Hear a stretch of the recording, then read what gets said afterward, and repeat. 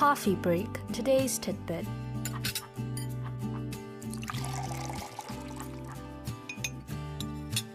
All right, it's time for our weekdays coffee break. Today's tipping, and joining us in the studio is Angela. Angela, hello to you. Hi, SJ. Angela. Yes. How was it yesterday? Oh, it was amazing. Did it rain yesterday? It didn't rain at all. It was amazing. I want to go back. I saw, Eugene post pictures, and she was like so excited. It was the sound, hearing it. Is it the first time you've heard it, like live? Yeah, an F1 car. Yeah. Yeah, of course. I heard it's so addictive. It is. It's like heavy metal. It's like music to my ears. My friend who had absolutely no interest in F1. Remember I told you I had a buddy who gets free tickets, and then he gave him the ticket and he went down to Yeongam, and since then he's been an F1 fan. Yeah, it is really addictive. My friend and I were just like smiling, like stupid happy because we were just so excited. It was amazing. You have to hear it in person. I just saw pictures and photos and videos and stuff like that. It seemed cool. Glad it didn't rain yesterday. Yes. What are we talking about today? Well, sadly, not F1. Okay. But we are going to talk about your favorite Korean traditional attire. My favorite Korean traditional attire? Yes. Your favorite one. The kat? Yes, the kat. Oh my goodness. Something both incredibly Korean and surprisingly global these days. The kat is the elegant black traditional hat worn a lot by men during the Joseon period. Okay. We're talking about, and it got famous because of The Kingdom. Yes. Right? That Joseon era zombie drama. And I remember non-Koreans were going crazy over gat. Yes. And they were wearing it outside Yes. in the streets of like London, New York. So weird. We should try that. Oh my goodness. Yeah, but Western viewers actually started calling it the Korean top hat because it kind of looks like one. And the image of a man in a hanbok and the gat instantly became iconic. But, here's the twist. This very symbol of Korean heritage is now on the verge of disappearing. Huh? Yes. Wait, how? So as of this year, there are only 4 officially recognized masters who can make a kat the traditional way. That's only 4. And their average age is already 83.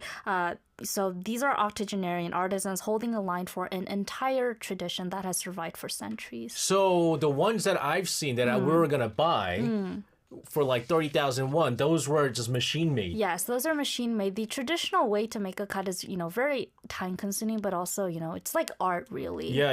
Okay, so let's take a look at what making a kat looks like, because I've honestly never seen it. So, yes, I prepared a video of it, but so this part of making the kat is, really just making the brim part. So bamboo ribs are bound together like one by one. It's really time consuming, and they also like cut the bamboo stick themselves. Gosh. Yes. It's really a lot of effort goes into it. And the craft of making a kat is called 간일. It was designated as important intangible cultural property number 4 in 1964. And the process, if you can see the video, is really incredible. You need horsehair, bamboo, silk thread, and a lot of patience. The craft is divided into 3 specializations. So the one we're seeing is 총모자장, making the dome. And then 양태장 creates the brim, and 입자장 assembles and lacquers everything together. So it's really meticulous handwork that takes years and years to master. So there's different people that does different parts of this. Yes, exactly. Because, one person could do all of it, but, mastering just one part of it is really difficult. And you're saying there's only 4 now? Yes, there are only 4 people who know how to make the whole thing. Some people should pick this up. Let's get 3 more guys. Let's get 3 more people to do this, and we could get got 7. Oh my goodness. That was... But it's so soothing just to watch it. It is. Oh my goodness. So the whole video is 6 minutes, but I found myself... Oh wow. Yeah. So they have to put the bamboo one by one into it to make the brim. Yo, I cannot be one of these people. I do not have the patience to do each and one of these individually. Or the eyesight, really. Oh my goodness, Yes. that is insane. I did not know it. gotta put so much into this. Yes, exactly. That's a whole different level, guys. Exactly. And, because it's all handmade, every piece is unique. And, the kat isn't just a hat, it's really an art form, almost like a sculpture in, air and light, which makes sense why it's an intangible cultural property. So then why isn't the government stepping in to protect this, Angela? Well, so that is the frustrating part. According to recent data released by the Cultural Heritage Administration, the budget for preserving intangible heritage has actually decreased from about 64 billion won last year to 54 billion this year. That's a cut of over 9 billion won. While the world is falling in love with Korean culture, Yes. and more people actually, it's not even, Kingdom is nothing now. After K-pop Demon Hunters, it's actually Exactly. getting even more crazier. Exactly. So now the country's cutting funds for it. Yeah, pretty much. And, the special budget for emergency protection of intangible cultural heritage, which includes endangered crafts like kannil, has stayed the same for 6 years straight, just 160 million won. And and that's not just for kannil. Other crafts like traditional paper making, instrument making, and mask making are all also at risk. So, with little funding, so few masters left, and, barely any apprentices for these really, these traditional artworks, these traditions could fade out completely if nothing changes, which is really, the concerning part. I mean, it's just the thing, right? Especially given the fact that Korea is a very fast evolving country and we're modernizing very, very Yes, quickly. exactly. I mean, there is a part of us where we continuously try to protect the traditional aspect, but when the country is evolving so fast and modernizing so fast, especially like things like traditional paper making, who's gonna go, well, we have so much paper that we just use, right, from cutting trees and stuff like that, and let the machines do its work and then bleach it. I don't know what they do, but why, keep the traditional paper making methods when no one's gonna use it, is what some people might be saying, which is why then they'll cut the budget. Funding, yeah, that is really concerning. It's heartbreaking, but is. it's understandable in some ways. Yeah, you can't understand why it's happening, Yeah. but still, you feel the need for change. And kat is beyond fashion, because I don't care Yeah. what you guys say. That's not fashion, because don't be going around wearing kat. That's a little weird, right? But maybe like if it becomes fashion, there will be more people who want to learn kannil. It is getting popular. Yeah. I just think Imagine. I want to see it happen. But like imagine a kat being on like a high-end runway. Yes. Then that tradition would definitely be a boom. Yeah, but then like a lot of what is worn on the runway, normal people can't wear. Why not? But I would love to see more foreigners walking around the streets of New York. I just wanted to quote The Devil Wears Prada to you right now because of what you said, but What do you say? Give me my no, like you said, what people wear on the runway you can't wear in real life. Yes. Everything trickles down into what you wear, SJ. Everything trickles down. So what will the kat trickle down to? Exactly. I mean, but the thing is, it might be tough to call it a fashion. Well, I mean, you can, but the bigger thing is it's a Korean identity. Absolutely, right? absolutely. So the kat dates back all the way to the Three Kingdoms era. So archaeologists found early versions of brimmed hats in ancient Silla and Goguryeo tombs, showing that Koreans have been actually perfecting this look for over 1,500 years. So it has a deep, deep history. I do want to get a kat, though. I thought of bringing one today. But Did you buy it? No, I wanted to. So I went to Daiso to see if they had any cats, for Halloween or stuff. They didn't, not yet. So. I actually honestly thought about buying it once, and Yeah, then I was I like, "Well, how told fun!" you. And then you're like, "Buy me one too." And then I was like, "How many times will we wear it if we actually have it?" No, but like if you buy one, I will wear it during coffee break for at least a week. It'll be fun. At least a week. All right. Maybe if we go a month, maybe. All right. We'll think about it. We'll think about things I would buy. Things I will buy for the Culture Inc. We're gonna continue to talk about the gat and the master craftsmanship that goes into this. But first, we talked about the K-pop Demon Hunters. This is Haja Boys with Your Idol. It was Haja Boys with Your Idol, because we're talking about. And they wear kat. They do. They do. How many Saja Boys are there? How many? Five? Is it five? Five, right? I think. Man, I was hoping it was 7. Why? I could say got 7.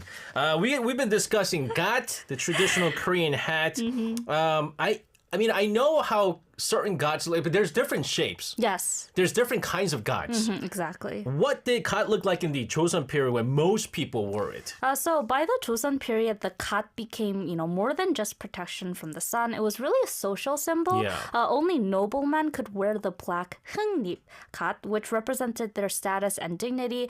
Commoners wore simpler bamboo versions called perengi. And Yes. so I prepared a photo of the 흥립 kat, which is what the saja boys wear. Okay. Yes. So this is the kat we think of. Yes. Right? The black one with the wide brim, the fancy katgun. And I think that is what most people think, but that isn't the only kat that exists. There are different kinds called chorip and perengi, which were actually what the commoners usually wore. Those were made with just bamboo. They weren't black, and they were usually more less tall and fancy or elegant. They were more just sticking to your head or, more And everyday. it's probably heavier too. Slightly, but it was still bamboo, so it was light. So it was more for everyday use. So I would have been wearing this. You would have been wearing... So I would have been wearing this. I don't know. You're a 호령대군파 이씨. But like many generations. So I don't know. Maybe I could have been wearing the black one. Yeah. Maybe. But that one, the black one is made with silk, and it's colored with bulk, like mongmer, so it's very expensive. Why? As our producer was looking at photos, I just saw Pungja and it scared me. So cats were tied to class, basically. Yes, class. And also, not only class, there were even color codes. So the white cat was for mourning. Oh, yeah. Yes, and the red cat, which a lot of foreigners seem to like, shined in the sun. And those were especially for military officers. That's right. So I also prepared a photo of that cat as well. It's very fancy. Like, they put... feathers next to it, so it's very pretty to see also. And these are the ones that you see when you go to the palace, and sometimes they do exactly the reenactment. Exactly. So this photo is from Kingdom, actually, Kingdom season 2, and the character is wearing the red cat. Yes. And then it seems like the higher officer wears the purple. And I heard purple is more. It's a very royal color. Yeah, it's a difficult color to get. Yes, like the dye is very expensive. The expensive. dye is difficult to get. Yeah. So like purple would be one of those things where like exactly. And then the feathers from pheasant, not peasant. Feathers. Yes. Would be. Or like sometimes even peacock feathers were used to, for decoration purposes. Okay. Yeah, so basically your hat said something about you during the Joseon period. And they also evolved over time too. Yes, definitely. So early kats were smaller and made of straw or bamboo, as you saw. But as the centuries passed, the brims actually got wider. So by King Sunjo's reign, they were almost shoulder width length, which meant the brim was like this wide. Yeah.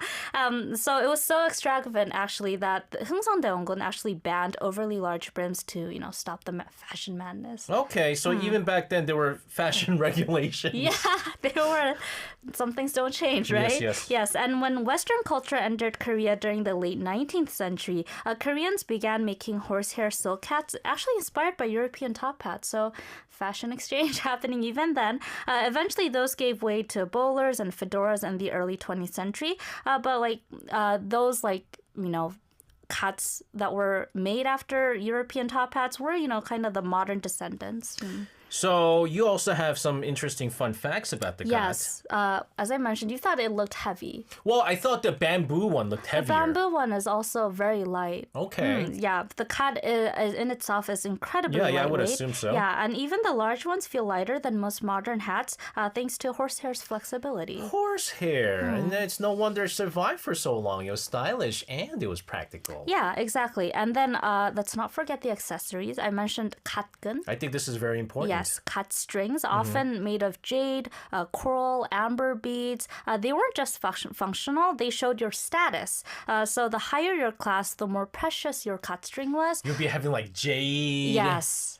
And like all these fancy pantsy stuff. See him? Yes. Let's look at this picture here. So this is also a drama scene. Yes. And I think Dio in this drama is the crown prince. He's got 1, 2, 3, 4, 5. You got 5 jade pieces that I see. Yeah. So it's like jade and garnet and like all expensive expensive stones to make it to show status that this person is a higher person. You do not want to mess with him. Man, now I want one now. Now you want a traditional one, right? I do. And That's then why that's why the tradition needs to be alive. diamonds. With Yes. diamonds. I want one. Would you be able to wear that around? No, I can't afford it. Or katgun made with the 24K gold chain that you've always wanted. That I really can't afford now. Gold is so expensive. So the global pop culture is helping revive the interest in khat now. Yes, exactly. K-pop Demon Hunters is, playing a big role recently. Actually, the Saja Boys God, I heard the character stole it from the tiger. The tiger was wearing the khat, but the character just took the tiger's khat and started wearing it. From the K-pop Demon Hunter? K-pop Demon Did Hunters. that happen in the first 20 minutes? If it didn't happen in the first 20 minutes, then Yeah. I don't know what you're talking about. Yeah, so the Saja boys wear cut-inspired outfits with the hungnip. And, besides from Kingdom, it also appears in Mr. Sunshine. Yes. Yeah, and they make, I think an American appears in, the first few scenes. And he makes a joke about the cut, so... Well, I mean, Yeah. if you look at some of past historical figures, like foreigners who were in Korea during the Joseon Dynasty, They a lot of were, them took yeah. pictures with the god. Yeah, and the character in Mr. Sunshine says, so Koreans have God on their head. God. God. Yeah. So pop culture Yes. is keeping it alive, Yes. even as the real tradition unfortunately struggles. Yeah, the irony's there. The digital world loves the image of the cut, but real life artisans are vanishing. Yeah, I mean, it's beautiful though. I mean, if you Hmm. look at how, first of all, that the making of the cut. You didn't know it was that. No, I didn't. That complicated I and- really didn't. Yeah. And it's just the sound of it, and it was so soothing even just Yes. watching it. And now you look at from class system to craftsmanship, right? Now cultural revival. Yes, I think that's beautiful, really. The cut is more than just an object. It's really a timeline of Korean identity as well, from its Koguda roots to, all the symbolism it had during the Joseon era, to even modern pop culture reinterpretations. It really tells a story of adaptation and endurance. And, that's why I really hope change is made so, Korea can keep the tradition of making it alive. That's right. Junie says, Jeonju Lees are nobles, hence you would have worn black gat, SJ. Junie, you're a Lee too. What Lee are you? Because, I mean, most Lees were noble people. We the black But gat. you would have had to afford it. That's. I'm going to make a group called the Black Gats. Black Cats. The Black Gats. It's going to be our new like group. it. Instead of Black Cats, Yeah. Black Gats. That's going to be our new group. Angela, thank you very much for this tidbit. Fun one indeed. And have a safe rest of your night. We'll see you again tomorrow. See you tomorrow. And sending out of the studio, this is Stray Kids with I Got It.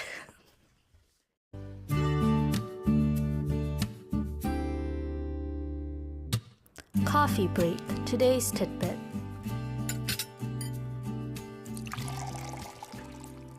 All right, it's time for our weekdays coffee break. Today's tidbit, and joining us in the studio, Angela. Angela, hello to you. Hi, SJ. Angela, Yes. you knit, Yes. and she came into the studio like, I made this, and it's incredible. So she's like a pro knitter, right? Thank you.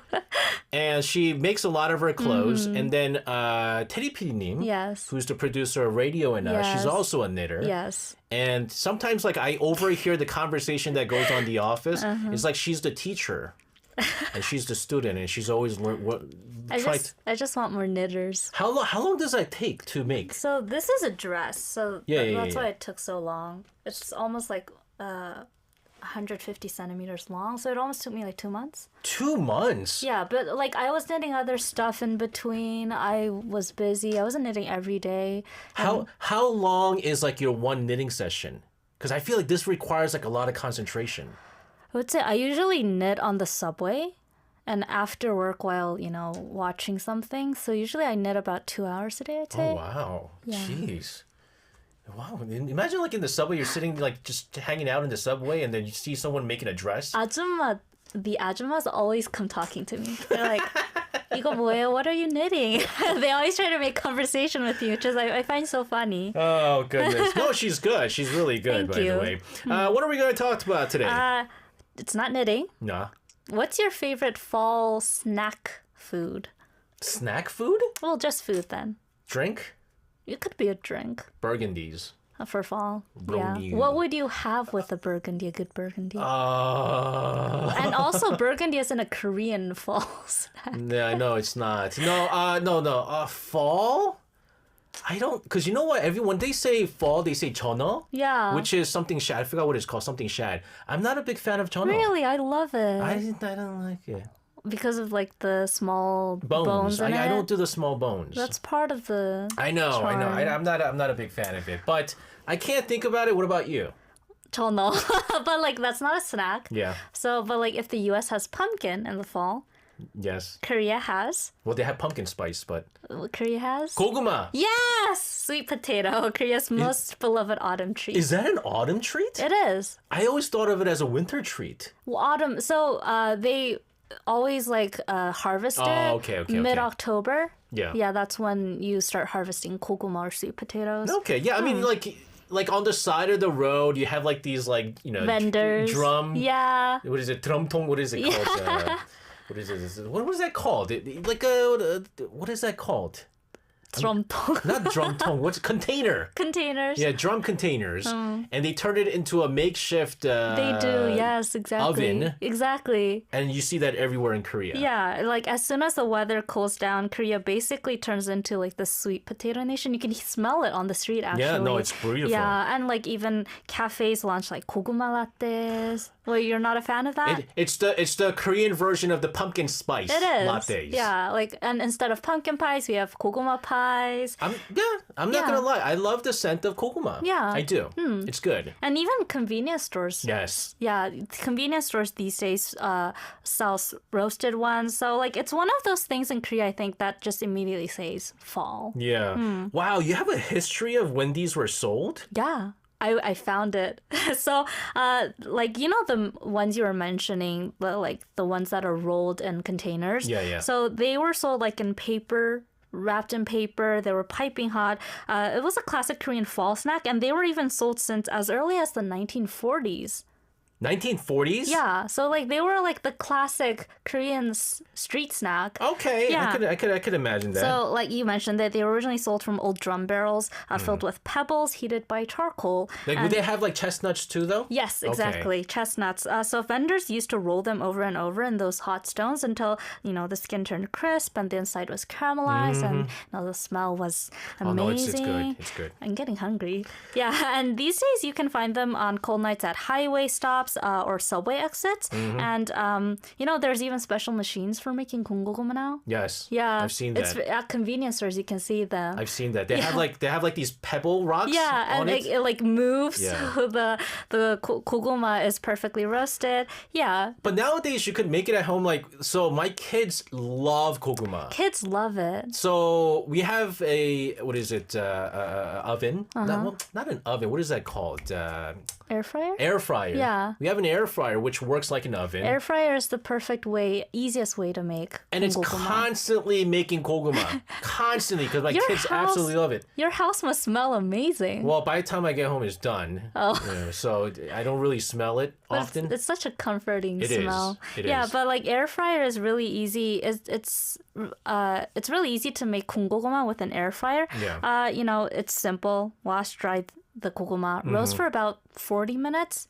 So people say like there's like this perfect Yeah. viral recipe on Yeah, the yeah, yeah. internet to make the perfect 군고구마. My favorite way to make it is also this way. Like the skin gets caramelized, you know, there's a deep sweetness to it that is unbeatable. I'm not sure if people in other countries eat sweet potatoes in this way. So they do, but sweet potato, they usually make it into like mashed sweet potato, Yeah. or they make it into sweet potato fries. But roasted sweet potatoes, I'm going to be honest with you, in the States, I've never seen it. Me neither. I don't know why they don't do it. I've It's seen amazing, yeah. caramelized sweet potato. I've seen it too. Oh, like that's different. It's like matang. yeah. right? But Yeah. no, I've never seen it this.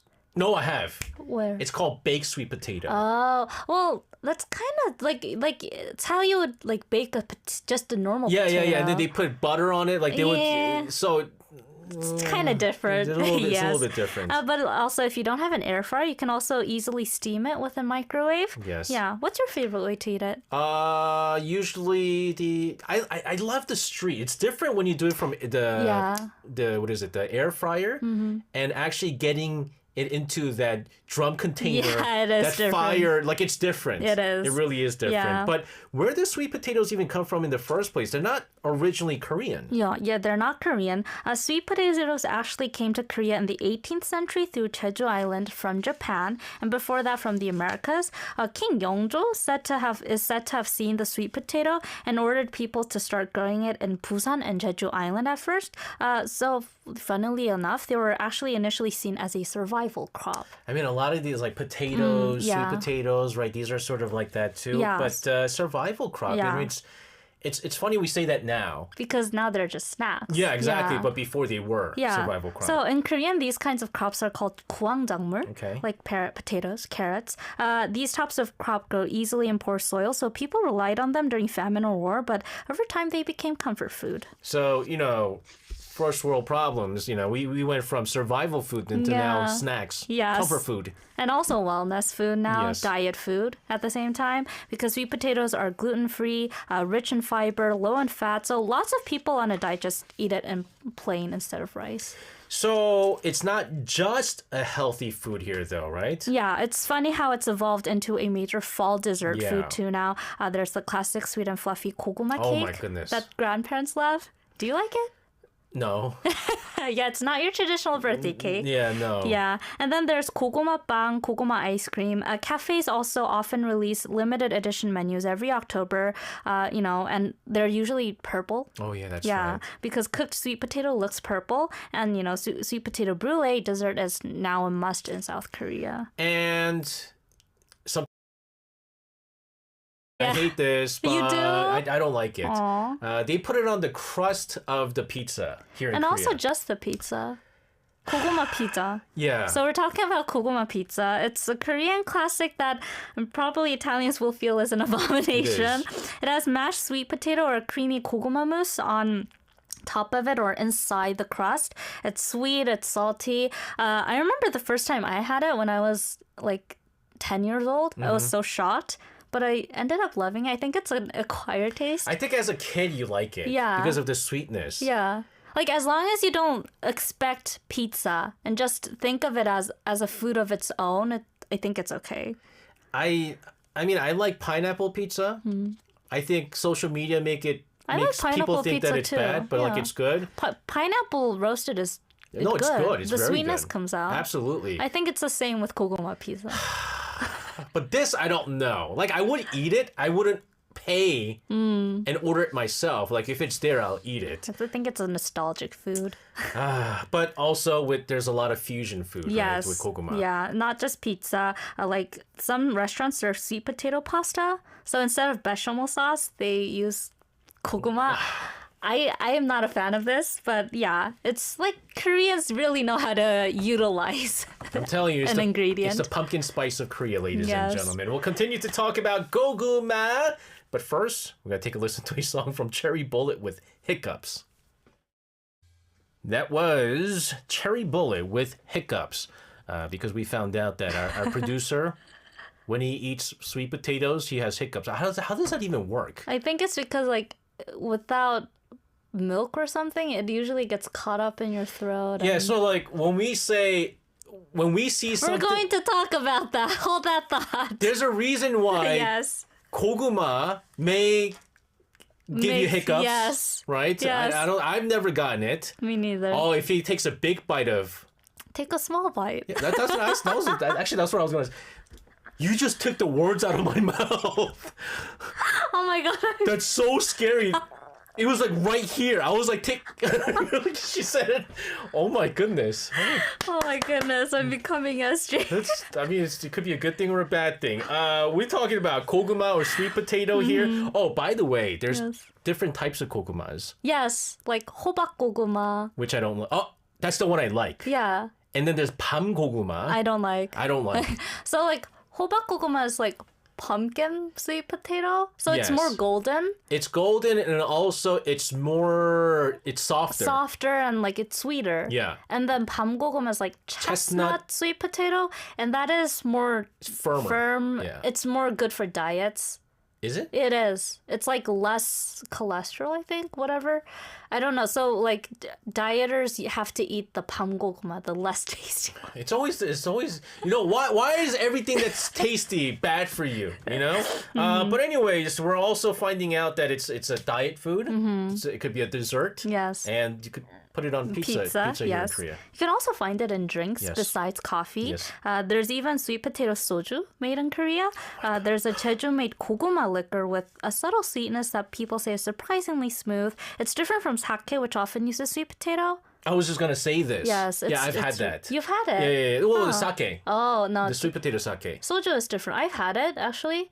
It was like just, Korean traditional liquor. Okay. I mean, I like traditional liquor. I used to be a It's big fan. very clean. I might have had Yeah. it. Okay, what else? Goguma fries, you mentioned it. Not a big The fan. famous M burger chain in Korea sold special goguma fries one season, and everyone was trying them here in Korea because it's not what you usually see. I guess in the States you do, but I went and tried them. It was just like, it was sweet potato. It tasted like sweet potato. Not a big fan. I mean, some people love them. I like the classical I like potato potato, fries. me yeah, too. Yeah. Well, I mean, it seems like Koreans really like to utilize a single ingredient and just turn them and use it in anything they can. Yeah, That's but edible. it's not just as food that Yeah. Koreans like goguma. As you mentioned, sweet potato has become part of Korean vernacular as well. There's the famous saying, 고구마 먹은 것처럼 답답하다. It's Yes. frustrating as eating a dry sweet potato. It's because, Yes.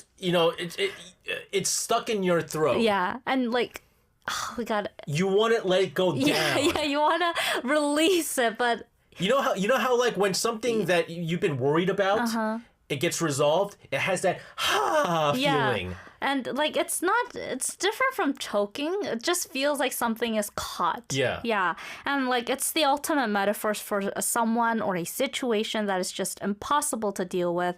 And people often use it when watching TV. Yeah. Like when the TV drama is too slow, or like it's very awkward, or the characters are not just getting something resolved. People are like, 고구마 같아. Or when you watch Better Late Than Single with all those mote solos, Yes. and you go, oh my goodness, a big chunk of goguma, you know? Yes, but the opposite word exists for that. There is? Yeah. Oh! Yes. You mean 사이다? Yes. Oh. Yeah, so there's that meme when someone's personality is too blunt or fiery, people say like, 난 사이다가 좋아. 난 사이다 사람이야. Because like 고구마 means someone bottled up, frustrating, Yes. and 사이다 is refreshing, straightforward. It just washes down the frustrating 고구마. Yes, and when you drink 사이다, right, which then it just makes it refreshing. Yeah. And it helps it go down, they say. It helps it digest. Yes. And then when you let out that burp, so refreshing. You just made it disgusting. But it's refreshing when you do it. Do you have like cider with sweet potato? No, milk. Me too. Milk is the only drink that works with sweet potato for me. Some Koreans like also put kimchi. So good. Really? So good. I never understood Oh my it. goodness, so good. So good. Well, that's also a Korean snack way to eat it. It's a weird combination, It is. but it's real good. It's like sweet and salty and fermented Yeah. together. No, it's so good. I'll have to try this. But I think it depends on the kimchi, doesn't it? It has to be fermented. Yeah, it has to be like good old kimchi. Yeah. Not too old, like middle. No, it's good. It's a very good combination, guys. I hope you guys, if you guys enjoy both of it, Yeah. try it. And then it Yeah. helps it go down too a little Yeah. bit better. So this is your pumpkin spice of Korea, ladies and Yes. gentlemen. Everything sweet potato. Eat sweet potato when you come to Korea in the fall. That's right. Angela, thank you very much for the tip and have a safe rest of your night. We'll see you again tomorrow. See you tomorrow. Sending around to the studio, let's take a listen to a song from Norajo with 사이다. For our weekdays coffee break, today's Tippin' and joining us in the studio, Angela. Angela, hello to you. Hero. That's my hero. That's my hero. Hero Westray. Oh my god, did you make that too? Yes. Could- How did you know? I kind of want one too, but with more holes you and want, black. You want a knitted sweater? Not a sweater, like a What? t-shirt. No, not even a t-shirt, like a tank top. But with holes. With holes. You know the holes, the holes that you made on the dress that you Yeah, wore yesterday? yeah. Like with that, but black. and tank top. Okay. So I could dress like JYP. Go and make one. No, make me one. What? No, actually, no, then I have to wear it. No, never mind. I take that back. Okay, there's one thing you should never say to knitters. What? 나도 떠줘. Oh, really? Knit this for me. I want something too. Is it like comedians make me laugh kind of a thing? Yeah. Okay. Maybe because, the effort and time that That's goes true. into knitting. That's right. She was explaining yesterday that the dress she wore, it took 2 months. Yeah. Oh my gosh. This took only a week or so, but still, it's a labor of love. And I am a big guy, so it will take like 2 months to make a tank top for me. It's what it is. Anyways, what are we talking about today? Well, are you going back to the gym these days? No. You haven't? No. It's gone cooler. No, it's just so many things are happening all at once. I know this is an that is true. excuse. I know this sounds like an excuse, but really, so many things have been happening all at once. This song should have ended like maybe 10 seconds earlier. Loveholic with Butterfly, and this is the original soundtrack from 국가대표. Yes, All right, a movie. Very Olympic-ish song that we just heard here. Perfect for sports day. Yes. Again, we've been talking about Sports Day here in Korea. Today's Sports Day. We talked about 국민체조, was the national warm-up dance or whatever you call it. How did Korea go from synchronized calisthenics to high-tech personal training we see now? So, quick tour through time. After the 1950s and 60s, when exercise meant basic physical training or military-style workouts, really, the 1970s and 80s saw a big shift thanks to economic growth and media. Okay, that's when aerobics Yes. and jazz dance Yes. became super. I remember this. You remember? I do. Why? No, I remember like this being played. Like there was like video. People used to buy videotapes. Yeah, people bought videotapes of aerobics. Yeah, TV and videotapes spread new fitness trends. People wore like bright letters with upbeat music, group workouts. You see this a lot in U.S. media, but this was a thing in Korea as well. And it was also when people started to link physical health with beauty. So a slim figure became, a symbol of success. And, gyms began to appear in hotel and fitness centers. This also reminds me of something. Any of our American listeners remember what Tai Bo was? What's that? Tai Bo was like this weird martial arts dance, sort of aerobic videotape that they were selling in the 90s. And it was like a big deal. But it just reminded me of that. Tai Bo. Anybody remember Tai Bo? Yeah. So the focus moved from strength to shape. Yes, and by the 1990s, fitness officially went mainstream in Korea. Weight training and treadmills became the norm, and suddenly health clubs? 헬스클럽. Yes, were everywhere here in Korea. Magazines featured muscular celebrities and called them 몸짱. I mean, that's not a word we use these days, but it basically means great body. Yeah. I haven't heard that word in a really long time. It's an come to old think of it. word, yeah. And people, began exchanging vitamins and supplements as gifts. Yeah. I mean, again, the 몸짱 was a big thing, and then Kim Jong-kook obviously was kind of like the iconic 몸짱 singer and stuff, right? And then came the 2000s, the well-being era. Well-being, yes. People started focusing on mental balance and holistic health. That's when yoga and Pilates exploded into popularity. And, the idea of well-being became almost like a lifestyle movement. I think another celebrity we think of when yoga is Lee Hyori. Yes. So organic food, low-carb diets, even vegetarianism became trends here in Korea. Yeah, I do remember. It's kind of surprising that it was so long ago, come to think of it, that well-being was such a big thing. It was in my school year, so over 10 years ago. Jeez. She goes school years and then 10 years ago.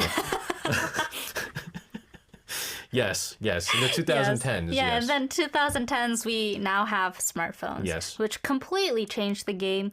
Fitness apps, YouTube workouts, social media turned health into a kind of performance, really. And that's when people started sharing body profile. Oh my gosh. So in Korea, papu, body profile became a thing.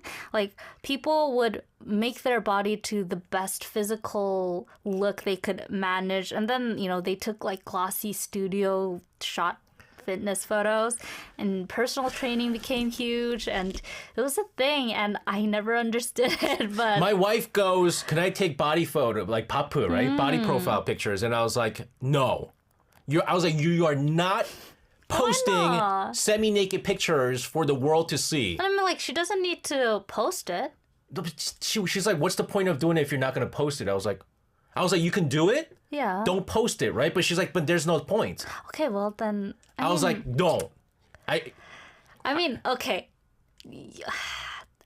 Personally, I don't understand people who post body profile photos. I don't either, but I mean, no, okay. But I understand wanting to take body profile photos. Like, I mean, you want to show off, like, what you have and stuff like that. But I just never understood it. Yeah, you know? but the thing with body profile, more than photos, is that the diet part is really intense. Yes. Yeah, so, like, many push themselves to extremes when taking these photos, like by just eating chicken breast, or like even some people on YouTube would say they got tired of chicken breast, so they just like grinded it and drank it. Yeah, and like eating just sweet potato for a week. So obviously this can't be great for your body. And experts later pointed out that such short-term diets often cause skinny fat, meaning you lose muscle but gain fat afterwards, which I think sort of brought a stop to the trend. Yeah, and then that's kind of like when people start realizing health should be long term, yes. right? I'm the master of that. Short term diet, lose weight quickly, come back really quickly too, and hold on to my weight for a long time too. It's not just for photos too. Yeah. Right? Yeah. And then the 2020s, COVID again changed everything. Lockdowns, people started home training. I remember this. So apps, YouTube channels, and even Zoom fitness classes took off. Smartwatches began tracking heart rate, sleep, calories. Basically, this is when I think our bodies became data. And that company that became $1 billion company, the bicycle company, I forget. I don't even remember the bicycle. They were doing indoor bicycle where you could connect with everyone around the country, and you're racing together. And so now they're bankrupt now. Yeah. And also, I used to do this for briefly. You put your stats up from with the smartwatches now. So health became social again in a digital way. There's always been a huge rise in personalized health. There's also been a huge rise in personalized health, genetic testing, microbiome analysis, and even tailored diet plans. I didn't know this was a thing. Did you? Yeah, I heard about this. Yeah, but this is everyone, changed from doing the same exercise to, doing their own exercise. I think became really technological. You know what I found out today? Speaking of which, so I drink coffee on an empty stomach every morning because I wake up so early. And I found out that drinking coffee on an empty stomach spikes your cortisol level by 50%. Yes. And spiked cortisol levels also lead to obesity. I think I told you last time on Coffee Break. But you said after an hour, it's okay. I didn't know you'd be an empty stomach after an hour of waking up. Oh, I'm empty stomach for a very long time after I wake up. So there's certain things I'm going to have to start changing. No more coffee now on an empty stomach. And also start exercising. I know. For Sports Day. For next year's Sports Day. Angela, thank you very much for this. Happy Sports Day. We'll see you again tomorrow. See you tomorrow. And sending her out of the studio, let's take a listen to a song from Dogyam with Go. This is an excuse. I know this sounds like an excuse, but really, so many things have been happening all at once, so I just haven't had the time. Well, maybe you can start today because... Well, today's almost done. Well, because today is a special day. What's today? It's 체육의 or Sports Day here in Korea. Well, it would have been nice if you told me in the morning or something. Hello, SJ. It's Sports Day today. I hope you have a nice sports day. It's 체육의 Yes. So it's not a school event? Because we have something like that in schools. Right? Yeah, it's we have 체육대회, which actually usually happens on Sports Day. So every year on October 15th, Korea celebrates Sports Day nationwide. And it's a commemorative day to promote health, happiness, and also the Olympic spirit among normal citizens. Schools hold sports festivals, companies organize group activities, and even the government gives awards to people, who've contributed to sports development. Oh, okay. I mean, we know a lot of athletes who've done that. Yes, exactly. Certainly. It sounds like a pretty active day for a weekday. How did the sports day even start, though? So it was actually officially designated back in 1973 under Korea's regulations on commemorative day, so it's been here a while. The idea was to encourage people to enjoy sports as part of everyday life. So go to the gym. Guys, really, I've been really busy these days. Cut you some slack. Running on like 3 hours of sleep right now. Are there sports day in other countries? Yes, so interestingly, Japan has a similar day. Theirs used to be on October 10th, the opening day of the 1964 Tokyo Olympics, but they later changed it to the second Monday of October. So you can see October is a really great, season, month to, go outside and exercise in Asia. So, I do wonder, how do Koreans actually celebrate the day? Well, traditionally, as you mentioned, schools would hold big athletic meets like mini Olympics. So, you've never had a 체육대회 before. No, I didn't, but I went to 체육대회 for my son last year. Well, then you know how it goes. They have running races, tug of war, sack races, and 2인 삼각. I'm not sure what they call it in English. When you tie each other's legs and so you... two people run on 3 legs. We did 3 people for my son's children's day. No, it's a sports day. And with 5 legs. With 5 legs, and we actually won first place. Oh, wow. And then my son was in the back on a date with some girl. He didn't even see daddy win first place. Yeah. And also, it's not just schools. Companies also hold group exercises or small sports tournaments. Okay. Though to a lesser extent these days. But I remember my dad would have these. Did you ever participate in a company-led sports event? No, I know that Arirang takes part in this stuff. Oh. But as a non-full-timer, I'm not allowed to. I see. So. Yeah, well, but, all in all, it's a day meant to remind everyone of the importance of movement, exercise, which is something Korea has taken seriously for decades, which brings us to 국민체조.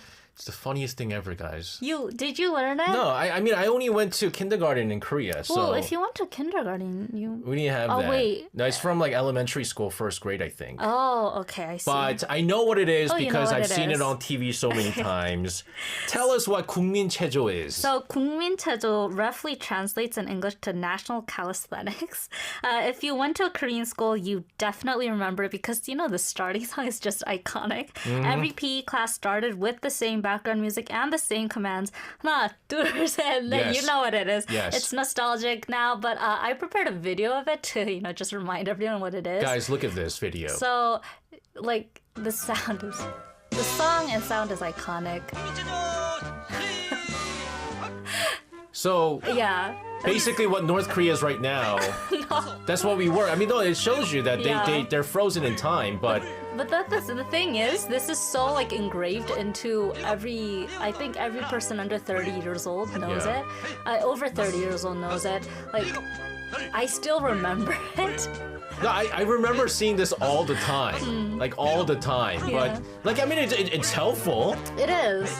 And after you do it, you do get a really refreshed body. You don't do it. They don't do this anymore, right? They don't do this anymore. Goodness, that's why I think, childhood obesity is skyrocketing now. but I think they did this until I was in middle school. Okay, so what's the story behind this? How did this even start in the first place? So, all of this dates back to the 1950s.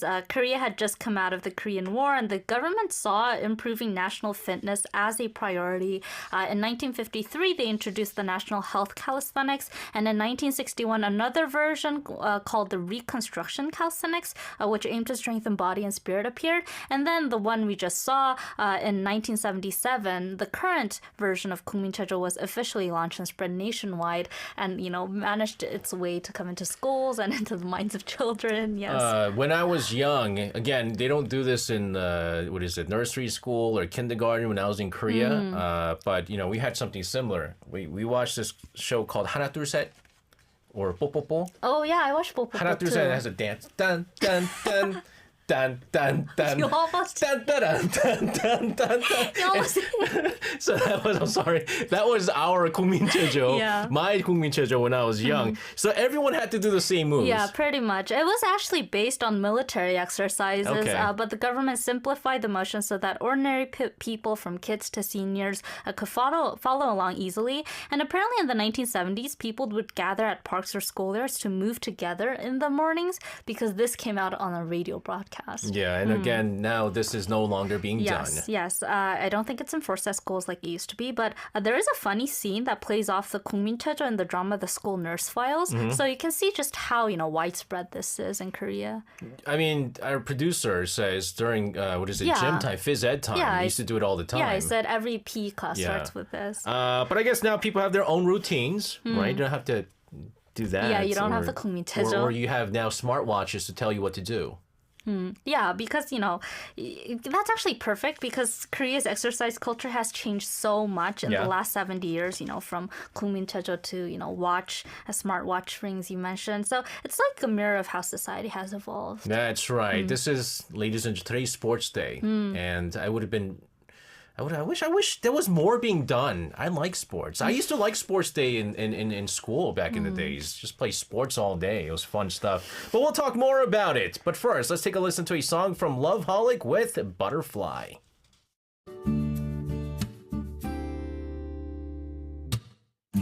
Coffee break. Today's tidbit.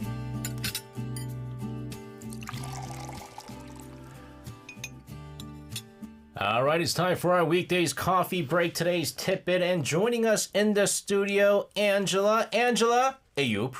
Oh, it's been a while. It's been a while. It's because Kai was just not with us for a very, very long time, and we just didn't Ayup anymore. I was asking Angela if she walked in, if she knitted the shirt she's wearing.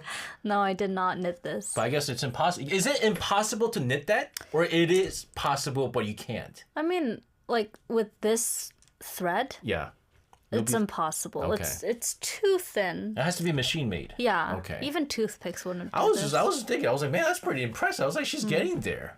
She's I am there. she's becoming a pro knitter. But anyways, what are we talking about today? Well, Esther, you had your clubbing. Oh days. snap! Are we talking about clubbing today? Well, yes and no. What do you mean? I mean, you're no longer an expert on the younger generation's clubbing culture. I'm not an expert at younger generation's clubbing culture. No, that's for sure. But when you think of a rave, what comes to mind? So loud music. Yeah, you have to do this. You don't know this? I don't know that. This was when you go to a rave back in the 2000s. It looks like a techno. No, you guys don't know this? Guys. No? No. Oh my goodness. Wait. So crazy people. You actually might have been... Oh no, you were born when raves were going on. But that's my idea of a rave. So loud music. Yes. People dancing. Yes. Drinking. Hand dancing. Yes. Drinking all night. Yes. Yes. But imagine replacing that with coffee. Huh? What? Yes. So instead of alcohol, there's dancing going on. Yes. But coffee. Yes. That's good. That's a thing. Yeah. Okay. And it's one of the newest social trends among Korean youth. So instead of late night drinking parties, people are gathering for early morning or weekend coffee raves. And these events have the same high energy atmosphere as a rave you just explained, with DJs, lights, dancing, but it's fueled entirely by caffeine and it is held early in the morning. Yo, in the morning? Yes. Can I be honest with you? Yeah. In all the things that you've ever talked to me about on a coffee break, part of me, I knew they exist. I just don't know a lot about it. This, I really did not know existed. Oh, really?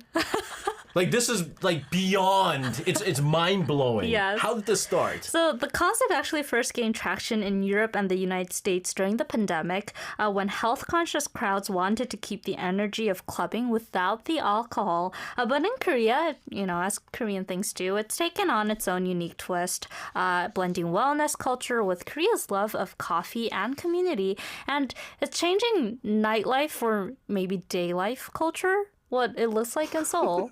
Yeah. You sound so shocked. I mean, Yeah, you're putting everything that Korea is known for. Love for coffee, love for partying. Love for dancing. The love for dancing. But like just in a conscious mindset. Like a conscious, health conscious mindset. Yeah, and to be fair, while some bars, well, all bars need to close one Yes. point or another. You Yeah. have cafes that are open 24 hours. Exactly. Sometimes later, again, later than bars, so it makes sense.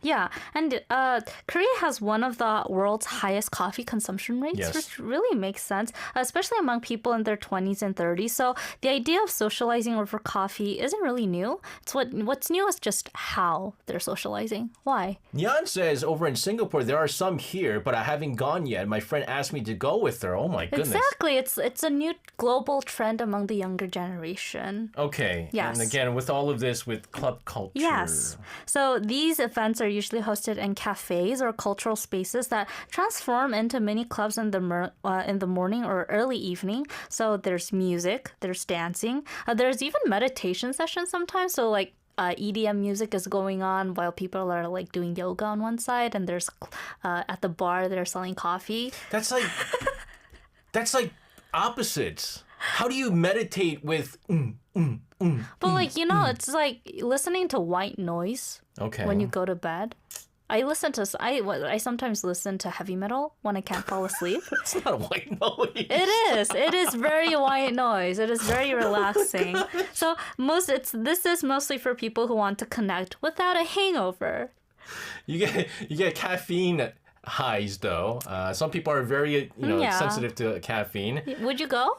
I wouldn't. I don't think I would be allowed to go in. Why not? Is this like no age Yeah. limits? So I mean, mostly younger people go, but like we wouldn't say no to you. You're still in your 30s. I don't know. Mornings for me means work, and then weekends it means this is weird. To me, it's just a little bit weird. I've never seen you so weirded out about No, something. it's so like the I- cafe. Is it bright? Yeah. It's not dark. Well, there are dark ones. There are some that, have a darker atmosphere. But, think of a normal cafe, but it's like DJs and dancing. See, I mean, for me personally, I can't party and like I don't dance, but like I would. You don't dance? What was this? No, I would do it if like some alcohol gets in there, But Hmm. coffee is not that. Coffee is not that. So this is a little bit weird for me, but very Korean though. Yes. I guess even raving has to be somehow efficient and productive. Yeah, early in the morning Yeah, with yeah, yeah, coffee. But there's something deeper behind it as well. The rise of coffee raves is part of a larger shift in how Koreans, especially the younger generations, are redefining what fun means. So it's less about staying up all night and, more about taking care of yourself while still enjoying all the stuff. Okay, so basically work-life balance meets club culture. Exactly. Okay. It reflects this growing desire for what's being called soft club culture or soft socializing. It's about genuine connection without pressure. So no dress codes, no alcohol, no judgment. Actually, a lot of people go there after running, so they're wearing their running clothes. Okay. Unlike traditional nightclubs that are all about loud, intense, excess. Why are you so surprised? No, I was thinking there Hmm. is a coffee, something that Nyan said reminded there is a coffee I can drink that will get me into this. What? Oh, Irish coffee. I immediately, yeah. But like soft clubs are for gentle socializing. So So it's basically the opposite of what you expect from an actual club. Exactly. The word soft here refers to both the tone and the mindset. Soft socializing places sometimes even have art exhibits, acoustic performances, or small talk circles. So it's not just about raving. It's like really a whole cultural movement. They attract people who want to unwind. Like raving is more about escaping, right? Yeah. Yeah, but like this is more about just relaxing, I guess. I can't imagine this being a relaxing scene, when you talk about raves and clubs and things like that. But I could also see, if you look in the perspective of Koreans who are a lot of people who are burnt out, Yes. It can be very appealing for them. Yes, that's right. So it's a response to the intensity of modern Korean life, long work hours, high social expectations, right? And even the competitiveness of socializing itself. So, at a coffee rave, everyone's equal. You can come. You're an equal 20 or 30-year-old. And you're there to have fun. You're not there to impress anyone, so you can just come by. I'm just like trying to imagine what goes on, right? I saw photos, I saw videos while doing research, and it was just like, it was a club, but everyone was just holding coffee cups. It was like, hey, can I buy you a drink? Hey, let me get 2 Ethiopias So here. that's the thing. You're there. It's like you're trying to impress someone. Okay. But it's not You're that. not supposed to. You Yeah, just I mean, go. you could, but it's more about like just, enjoying the moment. No, okay. I'm still trying to grasp it. I mean, Yes. guys, I feel so old right now. I feel so old. I'm just going like, has the world changed this much? Has Korea changed so much that you Well, see something like this? Some organizers call it dopamine mornings. Okay. Yeah. So you want start your weekend with caffeine, music, and it's. I think it's really a fun way to just do it. Well, technically, the good thing about this is now if you start on a Saturday morning, right? Club with coffee and stuff like Yeah. that, get some lunch, and then go back at night for real clubbing. That's an entire day of raves, ladies and gentlemen. I guess that is one way of seeing it. So when do these usually happen, though? So there's one community that really shows how deep this movement goes in Korea. It's called SMCC, short for Seoul Morning Coffee Club. They hold meetings every weekday morning at 8 a.m. Strangers meet at cafes all across Seoul. And then there are other events also that usually happen early Saturday mornings or Sunday afternoons. A lot of them start around 10 a.m. and end by noon, so you have the rest of the day to I'm do just other stuff. thinking like pickup lines at these coffee clubs. What, do you have one? Bartender, can I get a coffee? Hold the sugar because I got all the sugar here. All right, let's take a short break before we dive into how this. We are going to take a short song break. Perfect song for this. This is Rose with Drinks or Coffee. That was Rose with Drinks or Coffee. We're talking about, Angela and I are talking about pickup line, and then Angela was like, there's no real pickup lines in Korean. Yeah. And I heard the best pickup line in Korean. Can you say it again? Can we do this together? Yeah. But do you think it works if a guy does it, does it work? Because my friend told me this one. I think if a guy does it, it becomes kind of creepy. It does? Okay, I'm don't going to do know. it. Okay, we'll translate it afterwards, what we say. Okay. 어떤 술 줄까? 어떤 술 줄까? Sorry, I can't. Just do a one-man show. So it's like 어떤 술 줄까, right? Because when you have drinks, right? 술, as in alcohol, and then the other person goes 무슨 술이 있는데, right? What kind of alcohol do you have? And the guy goes 입술, lips. That is whoa. That is your heart beating? No. Pit-a-pat? Flutter? No, it stopped. I want it to stop. Okay, I just realized I don't like pickup lines. Some of the pickup lines is good. Our producer says disgusting. Exactly. Don't say 입술.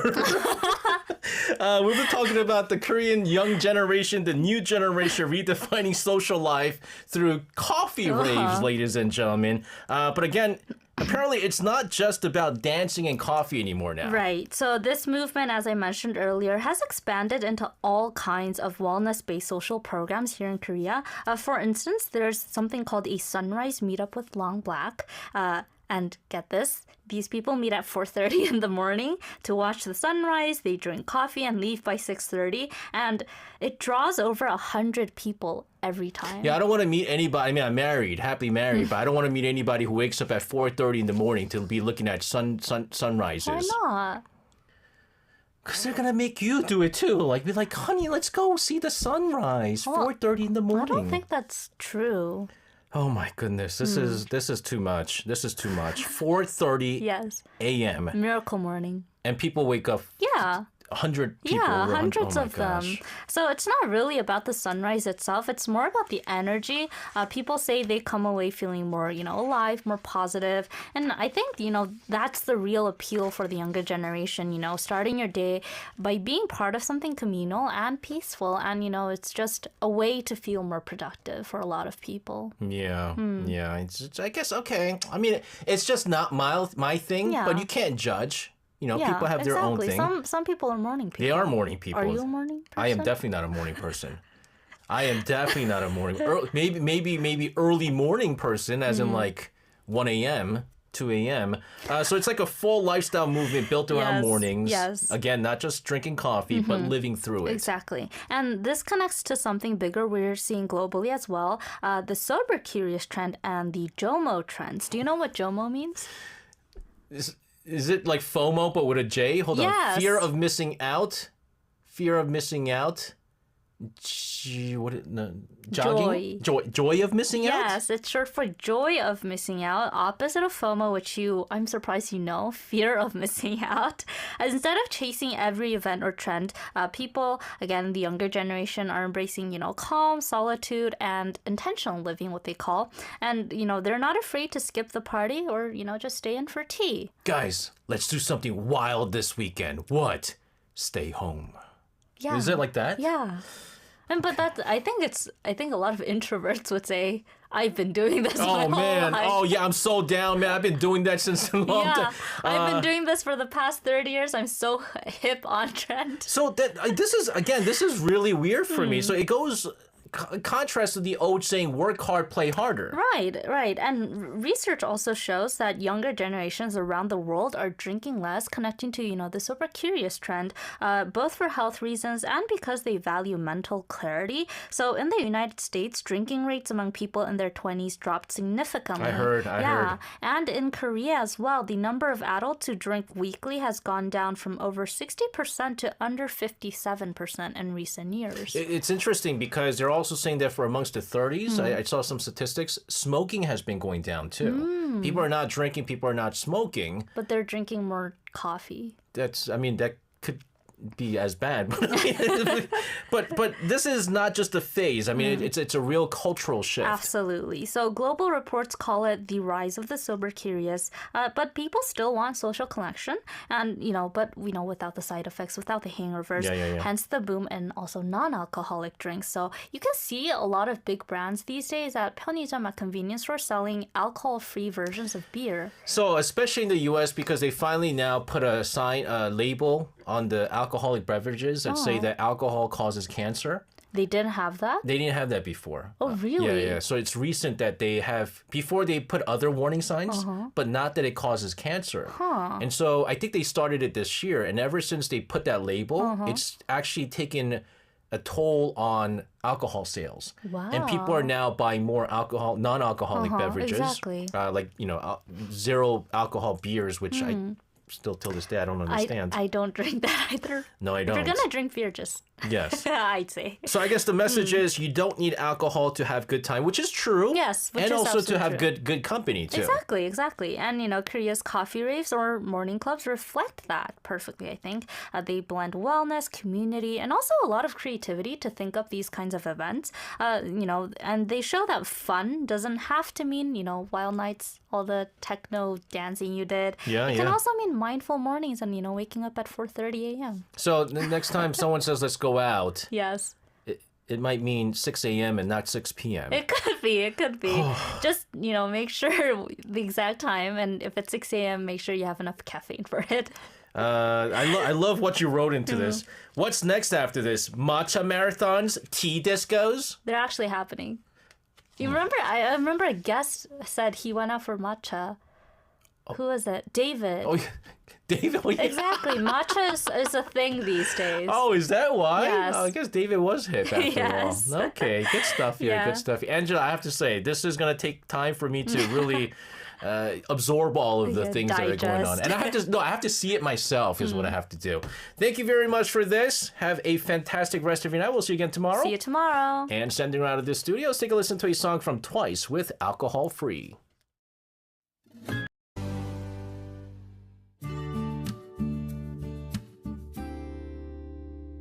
Coffee break. Today's tidbit.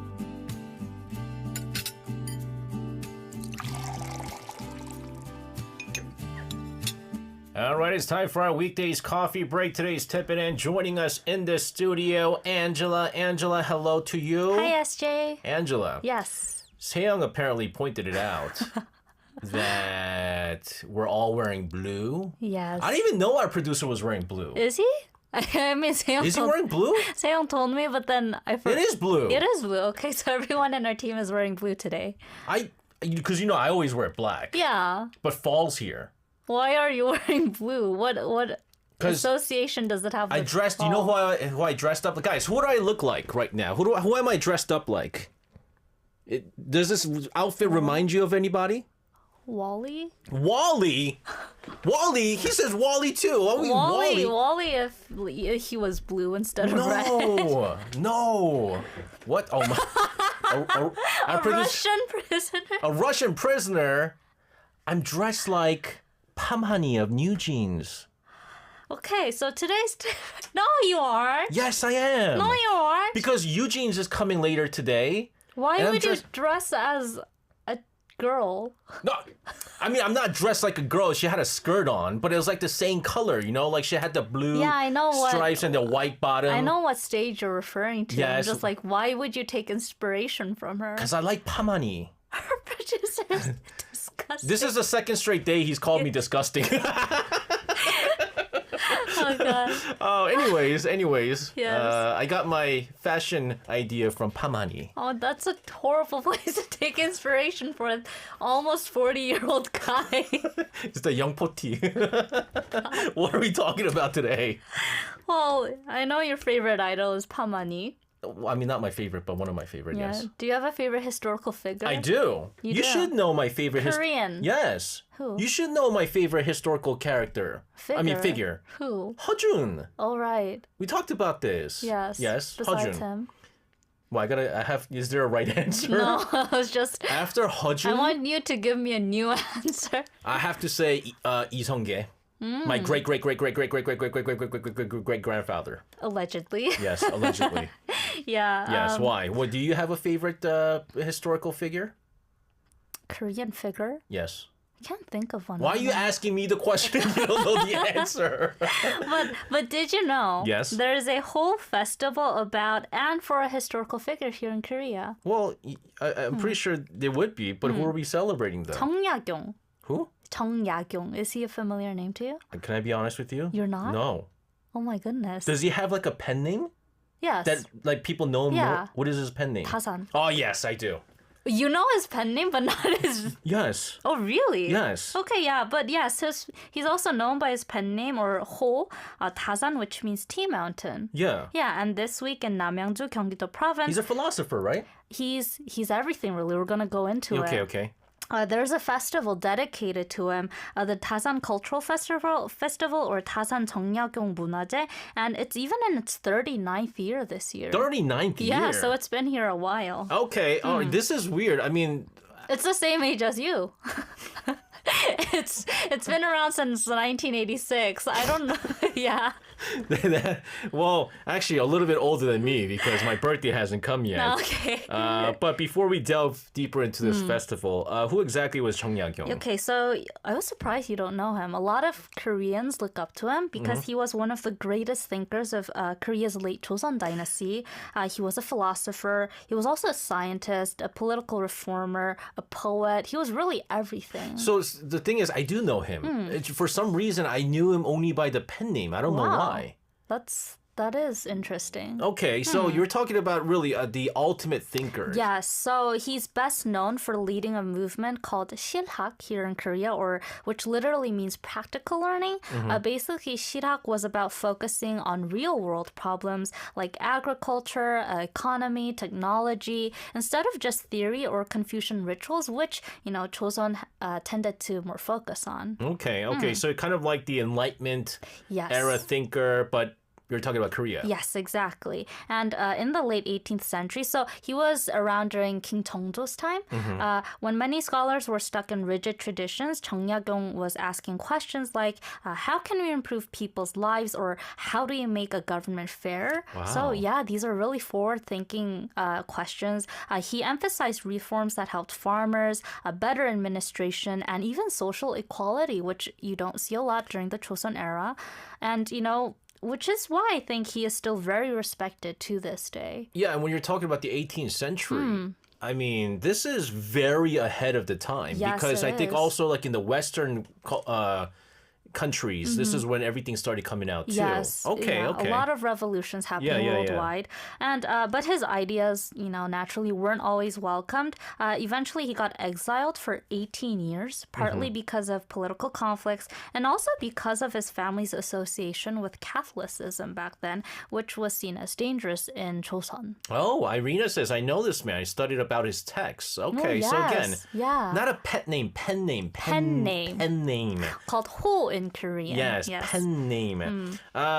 He was a Catholic, which is, again, even more unusual at the time. For 18th century Joseon, yeah. It's another reason he stands out as a figure in Korea's history, definitely. 18 years of exile, though. That's certainly a long time. What did he do during that time? Because I know that it is oftentimes during the exile that they often do a lot of writing. Yes, exactly.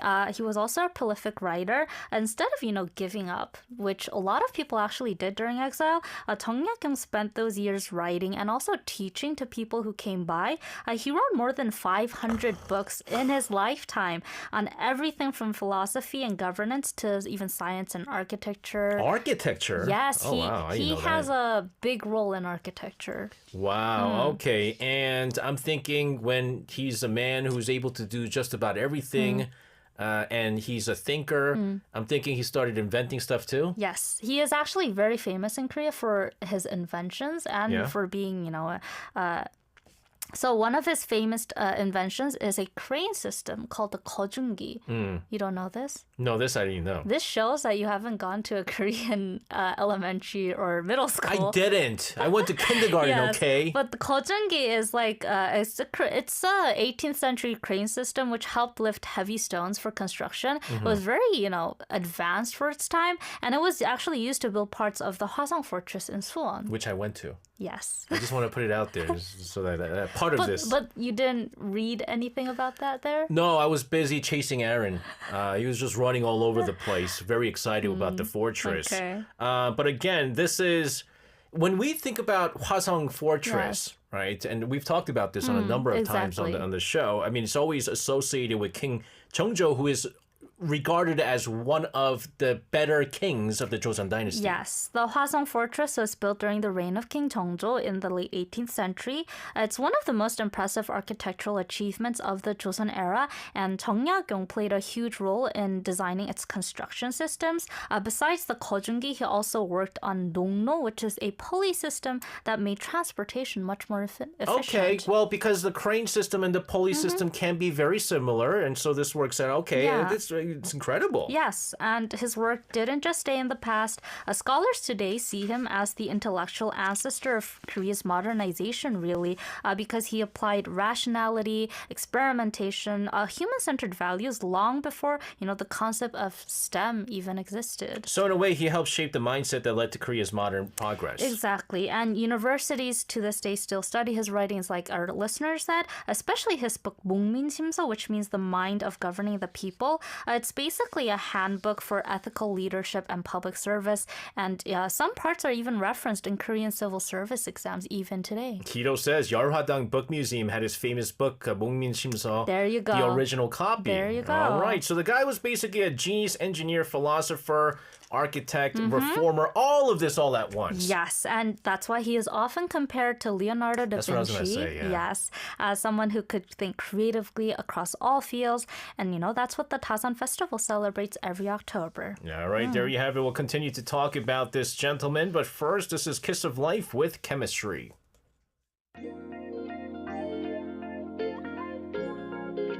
For chemistry. You weren't good at chemistry? No, I still get nightmares. Chemistry was, I was bad.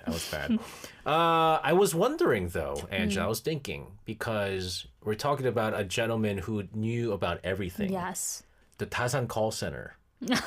Do you think Dasan Call Center was named after him? Yeah, it is. Right? It probably is. That's what I thought. So, I briefly went to a university that had, associations with a lot of Korean thinkers. And so one of the buildings was called, the Dasan 인문관. Like the Dasan Humanities building and stuff like that. It's used a lot. For our listeners out there, the Dasan Call Center is where you call to just get answers to everything. Yeah. So is it only for Seoul? Not sure. I'm not 100%, but all I know is I remember using the Tasan call center a few times to get, even to report on a bad taxi driver, I called the Tasan call center.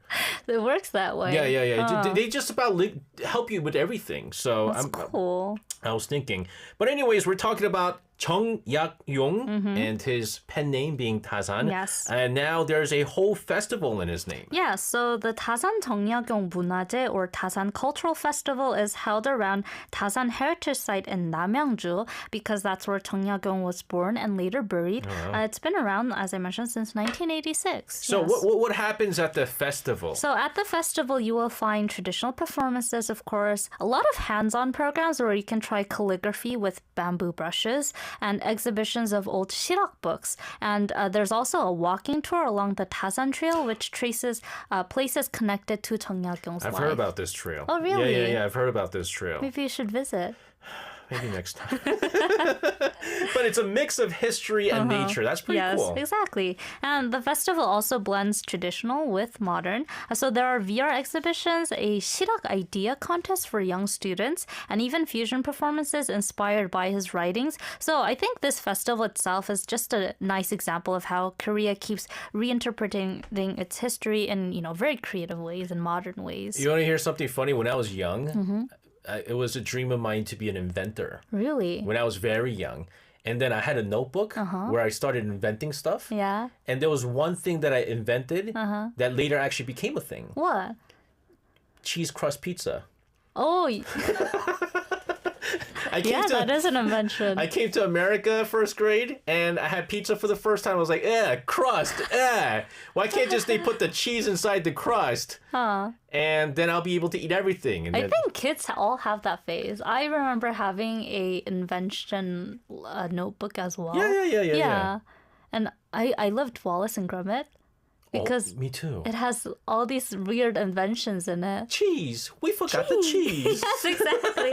Yes. But you mentioned Chung Yak-yong as an inventor as well. Does the festival celebrate this? Yes. So a 정약용 robot contest is held every year, and this year it was held just on October 11th as part of the cultural festival. And the robot contest was designed to carry on his philosophy of practical learning by connecting it to modern robotics. Okay. So all of this is not just about looking back, but finding meaning today, right? So why do you think Chung Yak-yong still matters now? Well, besides the obvious that he was a great thinker, but I think also because he believed learning should serve the people. He once wrote, "Knowledge without action is useless," and I think that still resonates to this day, especially in a world where we're flooded with information, but don't always act on it. It's very powerful, I think. Knowledge without action is useless. Exactly. That's how I felt when Pizza Hut stole my idea for cheese crust pizza, and I never went ahead inventing it.